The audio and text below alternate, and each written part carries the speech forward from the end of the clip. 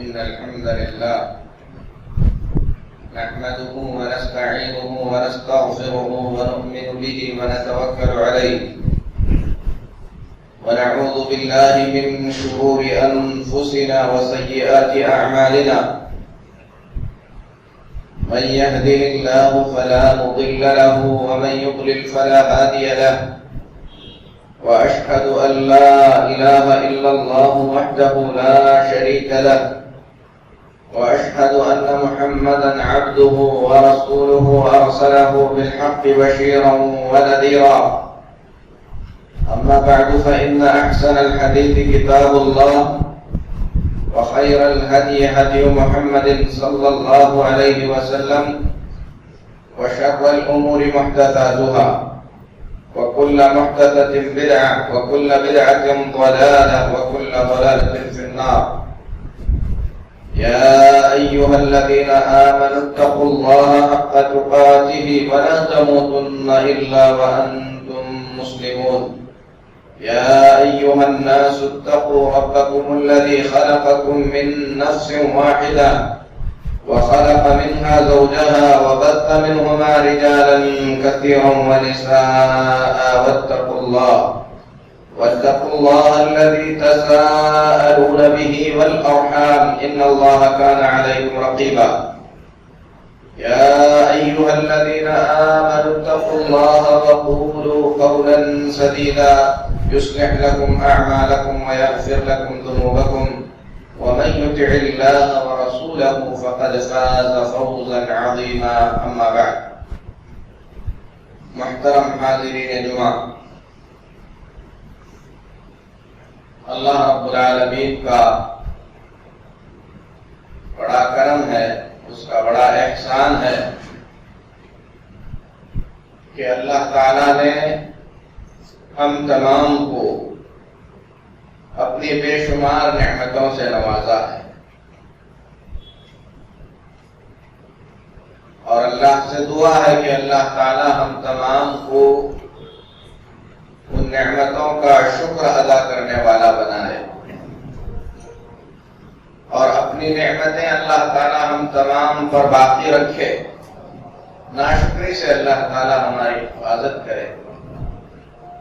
سب سے بڑی نعمت اسلام ہے۔ قرآن کریم اللہ تعالیٰ کی بہت عظیم نعمت ہے۔ محمد الرسول اللہ صلی اللہ علیہ وسلم کی بعثت اور آپ کی نبوت اللہ تعالیٰ کی عظیم نعمتوں میں سے ایک نعمت ہے۔ یہ وہ نعمتیں ہیں جنہیں اللہ تبارک و تعالیٰ نے احسان کے طور پر بیان کیا ہے۔ اليوم اکملت علیکم نعمتی، آج میں نے اپنی نعمت تمہارے لیے پوری کر دی۔ اسے اسلام کے بارے میں اللہ نے کہا۔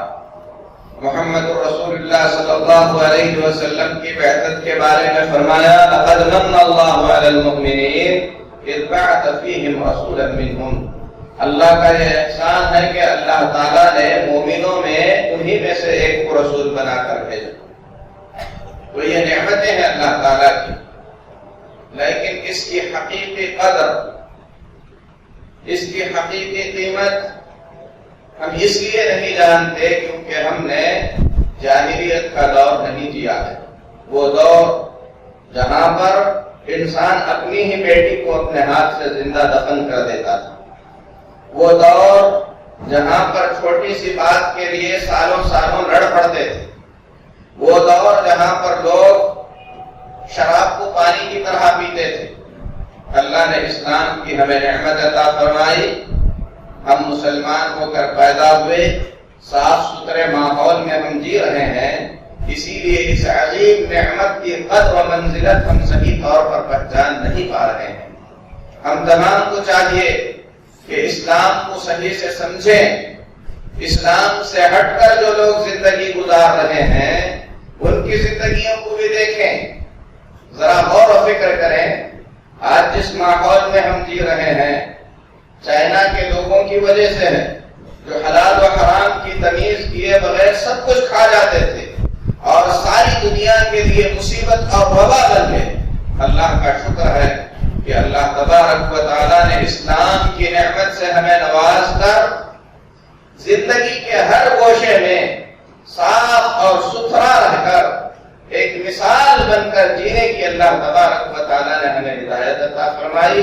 اگر مسلمان اسلام کو صحیح طور پر سمجھ کر صرف اسلامی تعلیمات پر عمل کرنے والے بن جائیں اور غیروں کے سامنے اسلام کی صحیح تصویر پیش کریں تو اسلام کی جانب سے اور دفاع کی ضرورت نہیں پڑے گی، بلکہ اسلام ایسے روزے روشن کی طرح لوگوں کے سامنے آیا ہو جائے گا کہ ہر کوئی اسلام کی تعریف کرنے پر مجبور ہو جائے گا۔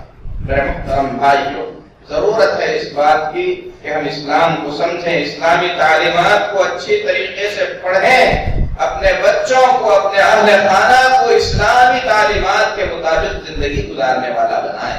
یہ بڑی نعمت ہے اللہ تعالیٰ کی نعمت اسلام۔ اللہ سے دعا ہے کہ اللہ ہمیں اس کی قدر کرنے کی توفیق عطا فرمائے۔ یہ دین جو اللہ تبارک و تعالیٰ نے ہمیں عطا فرمایا ہے، دین اسلام، اس اسلام کی بنیاد 5 چیزوں پر رکھی گئی ہے۔ سب سے پہلی چیز اللہ کی توحید ہے، شہادت اللہ الہ الا اللہ وان محمد رسول اللہ۔ اس بات کی شہادت دینا کہ اللہ کے سوا کوئی معبود حقیقی نہیں اور محمد صلی اللہ علیہ وسلم اللہ کے بندے اور اللہ کے رسول ہیں۔ اسلام کا نام لینے والا ہر مسلمان یہ کلمہ پڑھتا ہے، اس کلمے کو مانتا ہے، اس کا اقرار کرتا ہے، لیکن اگر حقیقت میں مسلمان اس کلمے کا حق ادا کریں، اس کلمے کے معانی اور مطلب کو سمجھیں، اس کلمے کے تقاضوں کے مطابق عمل کریں تو مسلمانوں کے اندر جو بھی اختلافات ہیں وہ اختلافات ختم ہو سکتے ہیں، کیونکہ یہ کلمہ صرف زبان سے ادا کیے جانے والے بول نہیں ہیں، بلکہ اس کلمے کے اندر اس عقیدے کا بیان ہے جس کے اقرار کرنے سے ایک کافر مسلمان ہو جاتا ہے۔ اور اللہ کے پیارے نبی جناب محمد رسول اللہ صلی اللہ علیہ وسلم نے دعوت کی ابتدا میں مکہ کے لوگوں سے صرف اسی کلمے کا اقرار مانگا تھا، لیکن ابو جہل کو، ابو لہب کو، عتبہ اور شیبہ کو اس کلمے کے معانی اور مطالب کا بہت ہی زیادہ علم تھا۔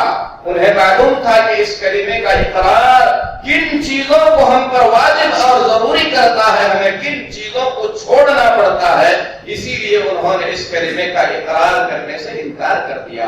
انہوں نے اس کلمے کو نہیں مانا، کیونکہ اس کلمے میں اس بات کا اقرار ہے کہ عبادت کے لائق اکیلا اللہ تبارک و تعالیٰ ہے، اللہ کے سوا کسی کے بھی سامنے نہ ادب کے ساتھ کھڑے ہونا درست ہے، نہ رکوع کرنا صحیح ہے، نہ سجدہ کرنا صحیح ہے، نہ اللہ کے سوا کسی اور سے اپنی حاجتیں اور ضرورتیں مانگنا صحیح ہے، نہ اللہ کے سوا کسی اور کی کسی بھی طریقے کی عبادت درست ہے۔ چاہے جس کی عبادت ہم کرنا چاہتے ہیں وہ بے جان پتھر ہو یا وہ نیک لوگ ہوں جنہیں ہم اللہ کا متقی اور پرہیزگار بندہ اور اللہ کے اولیاء میں سے تصور کرتے ہیں۔ مکہ کے مشرکین ابراہیم علیہ السلام کی عبادت کرتے تھے، مکہ کے مشرکین اسماعیل علیہ السلام کی عبادت کرتے تھے، مکہ کے مشرکین لات، عزا اور منات کی عبادت کرتے تھے، مکہ کے مشرکین ان بتوں کی عبادت کرتے تھے جو قوم نوح کے اولیاء کرام میں سے تھے۔ تو ابو جہل، ابو لہب جانتے تھے کہ اگر ہم نے لا الہ الا اللہ کہہ دیا تو اس تمام کو چھوڑ کر ایک معبود کی عبادت کرنا ہوگا۔ تو اسی لیے میرے محترم بھائیوں، ضرورت اس بات کی ہے کہ اس کلمے کے معانی اور مقاصد کو لوگوں کے سامنے واضح کیا جائے، یہ سمجھایا جائے کہ یہ کلمہ صرف زبان سے ادا کرنے والا کلمہ نہیں، اس کے معانی کو سمجھنے کی ضرورت ہے، اس کے تقاضوں کو پورا کرنے کی ضرورت ہے، اس کلمے کے مطابق زندگی گزارنے کی ضرورت ہے۔ اللہ تبارک و تعالیٰ نے اپنی توحید کے اقرار کے بعد، توحید کو مان لینے کے بعد مسلمانوں پر 5 وقت کی نمازوں کو فرض کیا ہے، اور فرض کا مطلب ہے اللہ تبارک و تعالیٰ کا ایسا حکم جس حکم کو ہر حال میں ادا کرنا بندوں پر واجب اور ضروری ہے، ایسا حکم جس میں بندوں کی اپنی مرضی نہیں چل سکتی۔ اللہ تبارک و تعالیٰ نے حکم دیا، آپ کو ہر حال میں اس حکم کو پورا کرنا ہوگا۔ اگر آپ نے اللہ کے اس فرض حکم کو کو پورا نہیں کیا تو اللہ تبارک و تعالیٰ کے سامنے آپ ایک مجرم قرار پائیں گے جس کی آپ کو سزا بھگتنی پڑے گی۔ تو اللہ تبارک و تعالیٰ نے 5 وقت کی نمازیں فرض کیا ہے، اسے ہم کسی بھی حالت میں چھوڑ نہیں سکتے۔ جس طریقے سے اللہ کی منع کردہ چیزوں کو اپنانا ایک جرم ہے، ایک گناہ ہے، اسی طریقے سے اللہ کی فرض کردہ چیزوں کو چھوڑ دینا بھی ایک جرم اور ایک گناہ ہے۔ بلکہ شرک کے بعد اہل علم کی نظر میں، علماء اسلام کی نظر میں، شرک کے بعد سب سے بڑا گناہ ہے فرض نماز کو چھوڑ دینا۔ شراب پینے سے بھی بڑا گناہ ہے، زنا کرنے سے بھی بڑا گناہ ہے، چوری کرنے سے بھی زیادہ بڑا گناہ ہے۔ بلکہ علماء کی ایک اکثریت اور یہی صحیح مذہب بھی ہے کہ اگر کوئی شخص جان بوجھ کر ایک وقت کی نماز، دن میں 5 وقت کی نمازیں ہیں، اگر کوئی شخص بغیر کسی شرعی عذر کے جان بوجھ کر ایک وقت کی نماز کو اس کے وقت سے نکال کر ادا کرتا ہے، سستی اور کاہلی کی وجہ سے علماء کے صحیح قول کے مطابق وہ مسلمان باقی نہیں رہتا، وہ اسلام سے خارج ہو جاتا، اس کا اسلام میں کوئی حصہ نہیں ہے۔ اسی سے اندازہ لگایا جا سکتا ہے کہ دین اسلام میں فرائض کا کیا مقام ہے۔ میرے محترم بھائیوں، ہمیں فرائض کی اہمیت کو وقتاً فوقتاً یاد کرتے رہنا چاہیے، یہ سوچ کر زندگی گزارنا چاہیے کہ جس طریقے سے دن میں 2-3 وقت کا کھانا ہمارے لیے ضروری ہے، بالکل اسی طریقے سے نماز ہماری زندگی کی بقا کے لیے، ہمارے اسلام کو باقی رکھنے کے لیے ضروری ہے۔ جس طریقے سے ہم کھائے پیے بغیر زندہ نہیں رہ سکتے، سانس لیے بغیر زندہ نہیں رہ سکتے، اسی طریقے سے ایک مسلمان نماز ادا کیے بغیر اپنے اسلام کو باقی نہیں رکھ سکتا۔ اللہ سے دعا ہے کہ اللہ ہمیں نماز کا پابند بنائے، اپنی اولاد کو اللہ تعالیٰ نماز کا پابند بنائے۔ اللہ کے خلیل ابراہیم علیہ السلام دعا کرتے تھے، رب اجعلنی مقیم الصلاۃ ومن ذریتی ربنا وتقبل دعاء، اے اللہ تو مجھے نماز کا پابند بنا، اے اللہ تو میری اولاد کو نماز کا پابند بنا، اے اللہ دعاؤں کو قبول فرما۔ تو میرے محترم بھائیو، دین اسلام کے سب سے زیادہ تاکیدی فرائض میں سے بڑا فرض 5 وقت کی نماز کی ادائیگی ہے۔ رمضان المبارک میں اس فرض کی تاکید اور بھی زیادہ بڑھ جاتی ہے۔ یہ فرض سال کے 12 مہینے اسی اہمیت کے ساتھ فرض ہے، اس لیے چاہیے کہ ہم اس فریضے کو سمجھیں، اس کے اندر کوتاہی اور سستی سے بچیں، فجر کی نماز کا پابند بنیں، اپنی اولاد کو نماز کا پابند بنائیں۔ اللہ نے فرمایا وَأْمُرْ أَهْلَكَ بِالصَّلَاةِ وَاصْطَبِرْ عَلَيْهَا، اپنی اولاد کو نماز کا حکم دو اور اس پر جمے رہو۔ پیارے نبی جناب محمد رسول اللہ صلی اللہ علیہ وسلم جو میدان جنگ میں بھی دشمن پر رحم کیا کرتے تھے، وہ نبی جنہوں نے پتھر کھا کر لہولہان ہو کر آپ نے دعا کی، کبھی آپ نے مارنے کا حکم نہیں دیا۔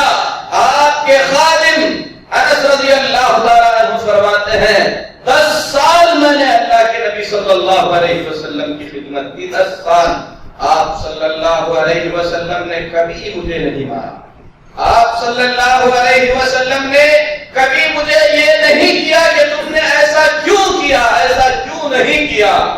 اتنے پیار سے رہنے والے جناب محمد رسول اللہ صلی اللہ علیہ وسلم ماں باپ کو حکم دیتے ہیں کہ بچہ 10 سال کا ہو کر نماز نہیں پڑھتا ہے تو اسے مارو۔ اندازہ لگائیے، ایک بچے کو مارنے کا اگر نبی صلی اللہ علیہ وسلم حکم فرماتے ہیں تو اس میں کتنی شدت ہوگی، کتنی تاکید ہوگی۔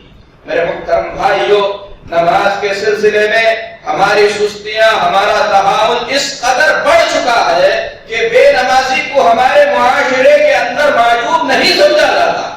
ہم اپنے بچی کی شادی بے نمازی سے کرا دیتے ہیں، لیکن اگر کسی سے کہا جائے کہ ایک لڑکا ہے، بہت اچھا ہے، خوبصورت ہے، بہت کماتا ہے، سب کچھ اچھا ہے، اچھے عادات و اخلاق کا ہے، شراب پیتا ہے، تو کیا کوئی یہ پسند کرے گا کہ اپنی اپنی بہن یا اپنی بیٹی کی شادی اس سے کرائے، شرابی سے ہم نہیں کرائیں گے، چور سے ہم اپنی بہن بیٹی کی شادی نہیں کرائیں گے، لیکن بے نمازی سے ہم کرا دیتے ہیں، جبکہ اللہ کی نظر میں بے نمازی شرابی سے بھی زیادہ بدتر ہے، زنا کرنے والے سے بھی زیادہ بدتر ہے، چور سے بھی زیادہ بدتر ہے، شرک کے بعد سب سے بڑا گناہ ہے۔ اسی لیے میرے محترم بھائیوں، اس ماہ مبارک کو غنیمت سمجھ کر خود کو اور اپنی اولاد کو ہمیں نماز کا پابند بنانے کی ضرورت ہے، اور اللہ سے دعا ہے کہ اللہ اس معاملے میں ہماری مدد فرمائے۔ نماز کی فرضیت کے بعد مسلمانوں پر اللہ تبارک و تعالیٰ نے جن چیزوں کو فرض کیا ہے ان میں سے ایک زکوٰۃ ہے۔ اللہ تبارک و تعالیٰ نے زکوٰۃ کی فرضیت کو کتاب پاک کے اندر کئی مقامات پر بیان فرمایا۔ زکوٰۃ مال کا وہ حق ہے جسے اللہ تبارک و تعالیٰ نے اپنے مومن بندوں پر فرض کیا۔ قرآن پاک کی ابتدا میں ہی قرآن مجید سے فائدہ اٹھانے والے لوگوں کے سلسلے میں اللہ نے فرمایا ھدی للمتقین الذین یؤمنون بالغیب ویقیمون الصلاة ومما رزقناہم ینفقون۔ متقیوں کے لیے یہ کتاب رہنما اور ہدایت ہے، سیدھا راستہ دکھانے والی کتاب ہے، جو غیب پر ایمان لاتے ہیں۔ وَمِمَّا رَزَقْنَاهُمْ يُنْفِقُونَ، جو کچھ ہم نے انہیں عطا کیا ہے اس میں سے خرچ کرتے ہیں۔ اہل علم نے اس کی تفسیر میں کہا، یہاں پر اللہ تبارک و تعالیٰ نے نفلی صدقات کے بارے میں کہا، اور یہ بھی کہا گیا کہ یہ فرض صدقات کے سلسلے میں ہے، زکوٰۃ فرض ہے، اور یہ اتنا تاکیدی فرض ہے کہ کتاب پاک میں اس کے بارے میں، اس کے ادا نہ کرنے والوں کے بارے میں بڑی سخت وعیدیں آئی ہیں۔ اللہ تبارک و تعالیٰ قرآن پاک میں فرماتا ہے،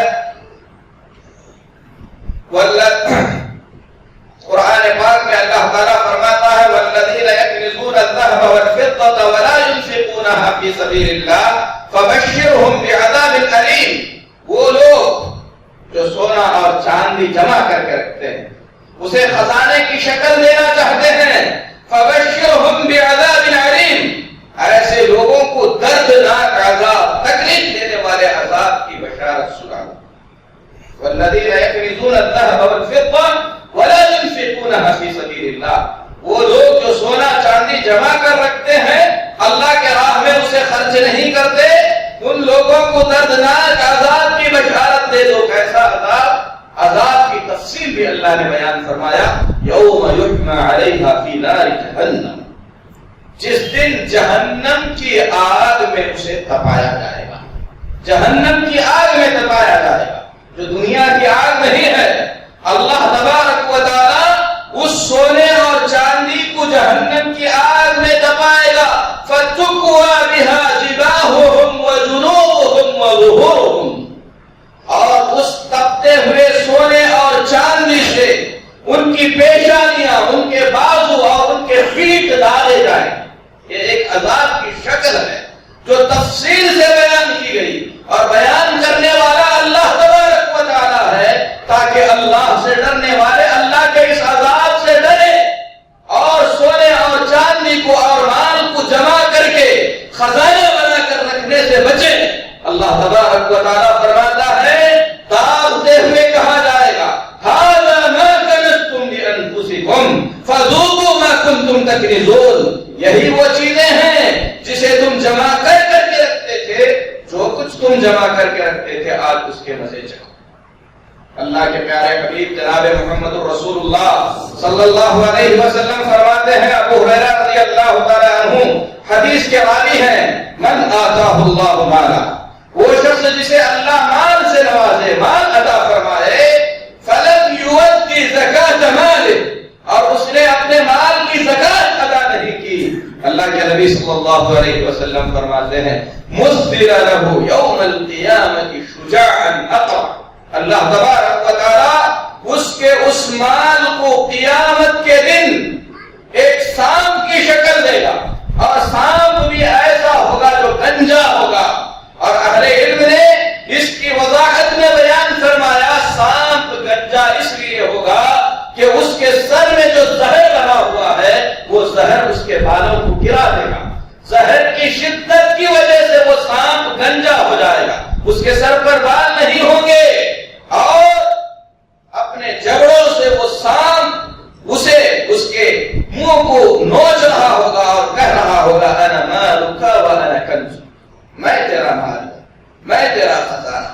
یہ بخاری کی روایت۔ اور اللہ کے نبی صلی اللہ علیہ وسلم مزید تفصیل بیان کرتے ہوئے فرماتے ہیں وہ شخص جسے اللہ تبارک و تعالیٰ نے اونٹ سے نوازا، جسے اللہ تبارک و تعالیٰ نے گائے بکری سے نوازا اور اس کے اندر زکات فرض ہو گئی، اس نے زکات ادا نہیں کی، اللہ تبارک و تعالیٰ ایک میدان میں اسے لٹا دے گا اور اس کے وہ جانور جس کی اس نے زکات نہیں نکالا تھا اپنے کھلوں سے اسے رونتے ہوئے رہیں گے، اور یہ قیامت تک سلسلہ جاری رہے گا۔ یہ کچھ اشکال ہیں عذاب کے، ورنہ زکات کی ادائیگی نہ کرنے والوں کے سلسلے میں اور بھی بڑی سخت وعیدیں آئی ہیں، اتنی سخت وعیدیں آئی ہیں ابو بکر صدیق جیسا نرم دل آدمی زکات نہ ادا کرنے والوں کے خلاف اپنی تلوار اٹھاتا ہے۔ آپ کو معلوم ہے پیارے نبی جناب محمد رسول اللہ صلی اللہ علیہ وسلم جب اس دار فانی سے رخصت ہو گئے، رفیق اعلیٰ سے آپ جا ملے، تو اس کے بعد بہت سارے لوگوں نے بہت سارے عجیب و غریب طریقے کے فتنے مچا دیے۔ کچھ لوگ ایسے تھے جو دین اسلام سے مرتد ہو گئے، کچھ لوگ ایسے تھے جو زکات ادا کرنے سے انکار کر بیٹھے، کچھ لوگ ایسے تھے جنہوں نے نبوت کے جھوٹے دعوے کیے۔ ابو بکر صدیق رضی اللہ تعالیٰ عنہ کے سامنے چاروں طرف سے پریشانیاں ہی پریشانیاں نظر آ رہی تھی۔ ایسے وقت میں کس سے نمٹا جائے؟ اللہ کے نبی صلی اللہ علیہ وسلم کی وفات کا غم، اور وہ بھی ہم جیسے لوگوں کے لیے نہیں، ابو بکر صدیق کے لیے کیسا غم ہوگا؟ سب سے زیادہ محبت کرنے والے، ہمیشہ ساتھ رہنے والے، اسلام کی ابتدا سے بلکہ دعوت اسلام کی شروعات سے پہلے ابو بکر صدیق رضی اللہ تعالیٰ عنہ اللہ کے نبی صلی اللہ علیہ وسلم کے ساتھ بھی رہے، سب سے زیادہ محبت کرنے والے تھے اللہ کے نبی صلی اللہ علیہ وسلم سے۔ اللہ تبارک و تعالیٰ نے مصیبت اور پریشانی کے عالم میں ابو بکر صدیق رضی اللہ تعالیٰ عنہ کو ویسے ہی پہاڑ جیسا حوصلہ عطا فرمایا۔ جب سارے صحابہ حد درجے پریشان ہو گئے، ابو بکر صدیق رضی اللہ تعالیٰ عنہ نے سب کو سہارا دیا۔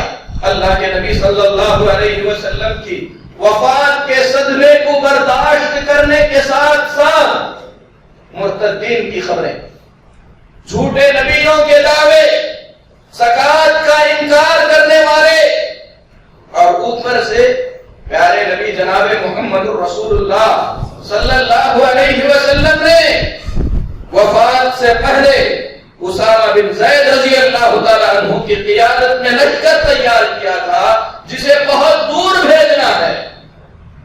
ابو بکر صدیق رضی اللہ تعالیٰ عنہ نے اس لشکر کو بھی بھیجا، مرتدین کے خلاف بھی لڑا، زکات کا انکار کرنے والوں کے ساتھ بھی لڑنے کے لیے تیار ہو گئے۔ عمر بن خطاب رضی اللہ تعالیٰ عنہ نے کہا آپ ان سے لڑیں گے؟ صحابہ نے کہا آپ ان سے لڑیں گے؟ یہ اسلام کی شہادت دیتے ہیں۔ کہا ابو بکر صدیق رضی اللہ تعالیٰ عنہ نے واللہ لو منعونی عقالا كانوا يودونها في زمان رسول اللہ صلی اللہ علیہ وسلم لقاتلتهم، اللہ کی قسم اگر ان میں سے کوئی شخص اللہ کے نبی صلی اللہ علیہ وسلم کے زمانے میں ایک چھوٹا سا اونٹ کا بچہ بھی زکات میں دیتا تھا اور آج وہ دینے سے انکار کرے گا تو میں اس کے خلاف تلوار اٹھاؤں گا۔ ذرا سوچئے اتنا سخت معاملہ ہے زکات کا۔ ابو بکر صدیق جیسا آدمی اگر جنگ کے لیے تیار ہو سکتا ہے زکات نہ دینے والوں کے لیے، تو میرے محترم بھائیو یہ معاملہ آسان نہیں۔ زکات کی فرضیت کو سمجھنا، اپنے مال میں سے زکات ادا کرنا بالکل اسی طریقے سے واجب اور ضروری ہے جس طریقے سے فرض نماز کی ادائیگی ضروری ہے۔ اور ہمیں یہ جاننا چاہیے کہ زکات کو اللہ تبارک و تعالی نے فرض کیا ہے، اور زکات تین قسم کے مالوں میں فرض ہوتی ہے۔ سب سے پہلے سونا چاندی اور اسی طریقے سے سونا چاندی کے قائم مقام جو پیسہ ہے اس میں زکات فرض ہے۔ اگر اللہ تبارک و تعالیٰ نے کسی کو مال سے نوازا ہے تقریباً 92 گرام سونا، بعض اہل علم نے کہا 85 گرام، 24 کیرٹ کا سونا 90 پر 2 گرام 92 گرام، اگر اس کی قیمت کی مالیت ہمارے پاس ہے یا اتنا سونا ہمارے پاس ہے تو اس سونے کے اندر زکات فرض ہو جاتی ہے۔ اسی طریقے سے چاندی اگر 595 گرام ہے یعنی 600 گرام میں 5 گرام کم، آدھا کلو اور 100 گرام چاندی یا اس کی قیمت کے مساوی جو تقریباً 50,000 روپے کے قریب ہوگی، اس پہ زکات فرض ہو جاتی ہے۔ اگر یہ مال ہمارے پاس رکھا ہوا ہے، جمع ہو گیا، ہمارے گھر والوں کے پاس، کبھی گھر والوں کو پیسے دیتے ہیں، عورتیں اپنا مال جمع کر لیتی ہیں شوہروں سے لے کر یا کسی بھی طریقے سے، اس مال میں بھی زکات ہے۔ یہاں تک کہ اگر بچوں نے گولک رکھا ہے اور اس میں پیسے جمع ہو گئے اور وہ 50,000 سے زیادہ ہو گئے، سال گزر گیا، بچے کے مال میں بھی زکات فرض ہو جائے گی۔ اگر ہم نے کسی کو قرض دیا تھا اتنی چاندی کے برابر، 600 گرام چاندی، 595 گرام چاندی کے برابر کی قیمت جو تقریباً 50,000 روپے کے برابر ہوگی، کسی کو ہم نے قرض دیا، سال گزر گیا، اس مال میں زکات فرض ہو جائے گی۔ سونا چاندی اور چاندی کے برابر کی قیمت اگر کسی آدمی کے پاس ہے، سال گزر گیا اس مال پر، تو اس پر زکات فرض ہوگی اور اس میں 40واں حصہ 2.5% 2.5 جو ہے زکات ادا کرنی ہوگی۔ اگر آپ کے پاس 1 لاکھ روپے ہیں، 1 لاکھ روپے کو آپ 40 سے ڈیوائڈ کریں، تقسیم کریں، اس کا نتیجہ نکلے گا 2,500، تو اس کو آپ کو زکات کے طور پر نکالنا پڑے گا۔ ہر 1000 میں سے 250 روپے آپ کو زکات دینے ہوں گے۔ تو یہ سونا چاندی اور پیسے کی زکات۔ اسی طریقے سے اگر آدمی کے پاس تجارت کے لیے تیار کیا گیا مال ہے، دکان ہے کسی کے پاس، کسی بھی چیز کی دکان ہو، کسی بھی چیز کی دکان ہو، اس میں زکات ہے۔ اگر آدمی کے پاس قیمتی سے قیمتی موبائل ہے، 2 لاکھ کا ہے، 4 لاکھ کا ہے، اس میں زکات نہیں ہے۔ رہنے کے لیے گھر ہے، 50 لاکھ کا گھر ہے، اس میں زکات نہیں ہے۔ لیکن اگر آدمی کے پاس تجارت کے لیے تیار کیے گئے موبائل ہیں، تجارت کے لیے دکان کھولا ہے، نئے ہوں یا پرانے، مائک ہے، اس کی دکان اس نے رکھا ہے، لکڑی کی دکان ہے، سونا چاندی کی دکان ہے، برتنوں کی دکان ہے، دوائی کی دکان ہے، کھانے پینے کی دیگر چیزیں بیچتا ہے، تو اس مال پر زکات فرض ہو جائے گی۔ اگر 500 گرام چاندی کے برابر 600 گرام، 595 590 پر 5 گرام چاندی کے برابر کی مالیت اس کے دکان میں ہے، سال گزرنے کے بعد اس پورے مال کا حساب کرے گا۔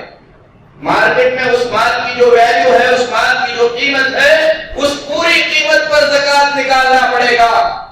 اگر خریدا مہنگا تھا، مال سستا ہو گیا، تو اس دن مال کی جو قیمت ہے اس قیمت سے زکات دینی ہوگی، جتنا بھی ہے پورے مال پر جو ہے زکات ادا کرنی ہوگی۔ اور بیچنے والی چیز کوئی بھی ہو، کپڑا ہو، دوائیاں ہو، پانی بیچ رہا ہے ایک آدمی، پانی کی دکان ہے، اس پر بھی زکات ہے، ورنہ عام طور پر ان چیزوں میں زکات نہیں ہے۔ زکات سونے پر ہے، چاندی پر ہے، زکات زمین سے نکلنے والے اناج پر ہے، زکات جانوروں میں سے اونٹ پر ہے، گائے پر ہے اور بکری پر ہے۔ ان کے علاوہ دوسرے چیزوں میں زکات نہیں ہے۔ اگر آدمی کے پاس قیمتی گھوڑے ہیں اور وہ اپنے شوق کے لیے رکھا ہے یا جو ہے جہاد کے لیے رکھا ہے یا سواری کے لیے رکھا ہے، اس میں زکات نہیں ہے۔ لیکن اگر اسے بیچنے کے لیے رکھا گیا ہے تو اس پر زکات فرض ہو جاتی ہے۔ تو اس مسئلے کو جو ہے سمجھنے کی ضرورت ہے۔ بالکل اسی طریقے سے ایک آدمی کھیتی باڑی کرتا ہے، کھیتی باڑی کرنے والے پر کھیتی پر زکات نہیں ہے، کھیت کی قیمت پر زکات نہیں ہے۔ اس کھیت سے جو نکلے گا، اگر وہ چیزیں اس قابل ہیں کہ اس کو جمع کر کے رکھا جا سکتا ہے، سوکھے دانے ہیں، تو اس پر زکات فرض ہو جاتی ہے۔ لیکن اگر کچی سبزیاں ہیں، سبزیوں پر زکات نہیں ہے، پھل فروٹ ہے اس پر زکات نہیں ہے، اگر پھل سبزی بیچنے کے لیے اگائے جاتے ہیں اور اسے بیچا جاتا ہے تو اس پر زکات فرض ہو جاتی ہے۔ اور زمین سے نکلنے والے سوکھے اناج کے سلسلے میں شریعت کے احکام یہ ہے کہ اگر وہ 5 وسق سے کم ہے تو اس میں زکات نہیں ہے، اور 5 وسق اگر اس کا وزن کیا جائے تو 6 کنٹال 12 کلو جو ہے تقریباً نکلتے ہیں، یعنی 6 کنٹل سے زیادہ، 600 کلو سے زیادہ اگر اناج نکلا، گیہوں نکلا، چاول نکلا، جو نکلا، باجرہ نکلا، راگی جاری نکلی، تو اس میں زکات فرض ہو جائے گی۔ اور کتنی زکات ادا کرنی ہوگی؟ اگر آپ کی کھیتی کے اندر پانی آسمان کا آتا ہے، بارش کے پانی سے آپ سیراب کرتے ہیں، تو ایسی صورت میں آپ کو ہر 100 کلو پر 10 کلو جو ہے اناج زکات میں نکالنے ہوں گے، 10واں حصہ 10% آپ کو زکات دینا ہوگا۔ اگر آپ کی کھیتی باڑی میں پانی آپ اپنی محنت سے دیتے ہیں، کہیں سے لا کر پانی دیتے ہیں، بورویل سے پانی دیتے ہیں، تو ایسی صورت میں آپ کو 20واں حصہ دینا ہوگا، یعنی 20 حصے کر کے اس میں سے آدھا یہ حصہ آپ کو جو ہے زکات میں دینا پڑے گا۔ اسی طریقے سے زکات کے سلسلے میں اگر کسی کے پاس جانور ہیں، اونٹ تو یہاں نہیں ہے لیکن معلومات کے لیے اگر کسی کے پاس 5 اونٹ ہیں تو زکات فرض ہوگی، 5 سے کم ہیں تو نہیں۔ گائے میں اگر 30 سے کم گائے ہیں تو زکات فرض نہیں ہے، اگر 30 سے زیادہ ہیں تو زکات فرض ہو جائے گی، ایک گائے زکات میں دینی ہوگی۔ اور بکریوں میں اگر 40 بکریوں سے کم ہیں تو زکات فرض نہیں ہوگی، 40 سے زیادہ ہے تو زکات فرض ہوگی۔ تو میرے محترم بھائیو، زکات کے معاملات کو اچھی طریقے سے سمجھنے کی ضرورت ہے۔ آپ کے پاس جو مال ہے اس مال کی تفصیل لے کر کسی علم والے سے آپ پوچھیں کہ آپ کے مال میں زکات فرض ہو رہی ہے کہ نہیں ہو رہی ہے۔ اگر گھر میں زیورات ہیں، زیورات پر بھی زکات ہوگی تو زکات کے معاملے میں اللہ سے ڈرنے کی ضرورت ہے۔ زکات کو اللہ نے فرض کیا خاص مال میں، خاص مقدار میں اور خاص لوگوں کو دینا ہے۔ زکات کسی کو بھی نہیں دی جا سکتی۔ اللہ تبارک و تعالیٰ نے 8 قسم کے لوگوں کو گن کر بتلایا کہ انہیں کو زکات دی جائے گی، فقیروں کو زکات دی جائے گی، مسکینوں کو زکات دی جائے گی۔ زکات کو اصول کر کے تقسیم کرنے والے زکات میں سے اپنی اجرت لے سکتے ہیں۔ اسی طریقے سے وہ لوگ جو قرض میں ڈوب گئے، کسی کا بھلا کرتے ہوئے، کچھ اچھا کرتے ہوئے ان پر قرض چڑھ گیا تو ان کی قرض کی ادائیگی کے لیے زکات دی جائے گی۔ اسی طریقے سے غلام کو آزاد کرنے کے لیے زکات دی جائے گی۔ اللہ تعالیٰ نے جن لوگوں کو زکات دینے کا حکم دیا ہے انہیں کو آپ زکات دیں گے، اور زکات کی نیت سے آپ زکات دیں گے تبھی وہ زکات ادا ہوگی۔ اگر آپ نے چلتے چلتے راستے میں کسی فقیر کو کچھ پیسے دے دیے، پھر آپ سوچیں کہ اس پیسے کو ہم بعد میں زکات میں کاؤنٹ کریں گے تو نہیں ہوگا۔ آپ کو دینے سے پہلے زکات کی نیت سے دینا ہوگا، کیونکہ زکات نماز کی طرح عبادت ہے۔ جس طریقے سے نماز میں ظہر کی نماز کے لیے ظہر کی نیت ضروری ہے، عصر کی نماز میں عصر کی نیت ضروری ہے، فرض نماز میں فرض کی نیت ضروری ہے، نفل نماز میں نفل کی نیت ضروری ہے، اسی طریقے سے واجب زکات کی ادائیگی کے لیے زکات کی نیت کا ہونا ضروری ہے۔ تو زکات مال کا حق ہے، اس کو ادا نہ کرنے پر اللہ کے پاس بہت بڑی پکڑ ہے، اللہ تعالیٰ نے بڑی سزا تیار کر کے رکھا ہے۔ ان فرائض کو سمجھنے کی ضرورت ہے۔ میرے محترم بھائیو، توحید، نماز اور زکات کے بعد دین اسلام کے اہم فرائض میں سے ایک بڑا فریضہ روزہ ہے۔ روزہ اللہ تبارک و تعالیٰ نے فرض کیا، پچھلی امتوں پر بھی اللہ نے فرض کیا تھا، امت محمدیہ پر بھی اللہ نے فرض کیا، تاکہ روزہ رکھ کر لوگ متقی پرہیزگار بن جائیں، اللہ کے احکامات کی قدر کرنے والے بنے، اللہ تعالیٰ کی منع کردہ چیزوں سے بچنے والے بنے۔ اللہ تبارک و تعالیٰ نے روزوں کو فرض کیا تو ہر وہ شخص جو مسلمان ہے، بالغ ہے اور مسلمان ہے اور بالغ ہے اور عاقل ہے، اس پر روزہ فرض ہے۔ وہ کسی بھی حالت میں روزہ چھوڑ نہیں سکتا۔ چھوڑنے کی اجازت صرف بیمار اور مسافر کو ہے۔ حالت حیض اور نفاس میں عورت کو روزہ چھوڑنے کی اجازت ہے۔ اسی طریقے سے دودھ پلانے والی عورت اور حاملہ عورت کو روزہ چھوڑنے کی اجازت ہے، ان کے علاوہ مسلمانوں میں سے کسی کو روزہ چھوڑنے کی اجازت نہیں۔ اگر کوئی روزہ چھوڑتا ہے تو وہ اتنا بڑا گنہگار ہے۔ امام ذہبی رحمت اللہ علیہ فرماتے ہیں مقرر عند المؤمنین ان من ترک الصوم بلا عذر، مومنوں کے پاس یہ بات طے شدہ ہے، متعین ہے، مقرر ہے کہ جو شخص بغیر کسی عذر کے رمضان المبارک کا روزہ چھوڑ دیتا ہے فَهُوَ أَشَدُّ مِنَ الزَّانِي وَشَارِبِ الْخَمْرِ، ایسا شخص زنا کرنے والے سے بھی بدتر ہے، شراب پینے والے سے بھی بدتر ہے، چوری کرنے والے سے بھی بدتر ہے۔ اللہ کے نبی جناب محمد رسول اللہ صلی اللہ علیہ وسلم فرماتے ہیں کہ میں سویا ہوا تھا، دو آدمی آئے اور ان دونوں نے میرے رٹھے پکڑ لیے، کہا کہ چلیے۔ میں نے کہا کہ کہاں؟ فرماتے ہیں اللہ کے نبی صلی اللہ علیہ وسلم مجھے وہ دونوں لے کر ایک پہاڑ کے پاس آیا اور آ کر انہوں نے کہا اس پہاڑ پر چڑھیے۔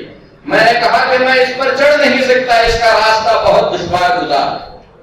ان دونوں نے کہا جو فرشتے تھے اِنَّا سَنُسَهِّلُهُ لَكَ، ہم آپ کے لیے آسان کریں گے، چڑھیے ہم آپ کی مدد کریں گے۔ فرماتے ہیں اللہ کے نبی صلی اللہ علیہ وسلم جب ہم پہاڑ کے درمیانی حصے پر پہنچے تو اللہ کے رسول صلی اللہ علیہ وسلم فرماتے ہیں سمعت رعاء اہل النار، میں نے جہنمیوں کی چیخ و پکار سنی، چیخنے کی آوازیں، چلانے کی آوازیں سنی۔ فرماتے ہیں اللہ کے نبی صلی اللہ علیہ وسلم پھر میں نے دیکھا کچھ لوگوں کو ان کے پیروں سے الٹا لٹکایا گیا۔ اہل علم کہتے ہیں ایسے لٹکایا گیا ہے جیسے قصائی قصاب جانور کو ذبح کرنے کے بعد پیروں سے باندھ کر سر نیچے کر کے لٹکاتا ہے۔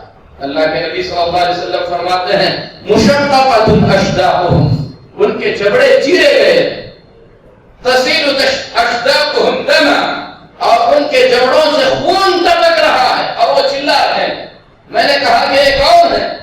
تو فرشتوں نے بتایا یہ وہ لوگ ہیں جو روزے کو چھوڑنے کا وقت ہونے سے پہلے روزہ چھوڑ دیا کرتے ہیں۔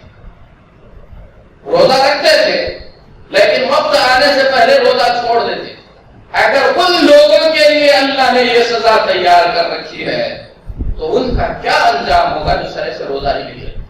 میرے محترم بھائی، اگر روزہ فرض ہونے کے بعد آدمی روزہ چھوڑ دیتا ہے تو بہت سارے علماء اس کے اسلام میں شک کرتے ہیں، اسے مسلمان ماننے کے بارے میں سوچتے ہیں۔ اسی لیے یہ تصور نہیں کیا جا سکتا، یہ سوچا نہیں جا سکتا کہ کوئی بھی مسلمان جس پر روزہ فرض ہو گیا ہے وہ روزے کو چھوڑ دے گا۔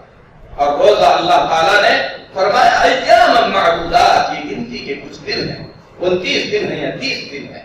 اگر کوئی شخص اللہ سے اجر و ثواب کی امید کر کے روزہ رکھتا ہے اللہ اس کے پچھلے گناہوں کو معاف کرتا ہے، اور اللہ تبارک و تعالی اس کے روزے کے بدلے میں، ایک روزے کے بدلے میں 10 روزے کا اجر و ثواب عطا فرماتا ہے۔ فرماتے ہیں اللہ کے نبی صلی اللہ علیہ وسلم من صام رمضان ثم اتبعه 6 من شوال كان كصيام الدهر، جو شخص رمضان کے روزے رکھا اور رمضان المبارک کے روزوں کے بعد شوال کے 6 روزے رکھا اللہ اسے سال بھر روزہ رکھنے کا اجر عطا فرمائے گا۔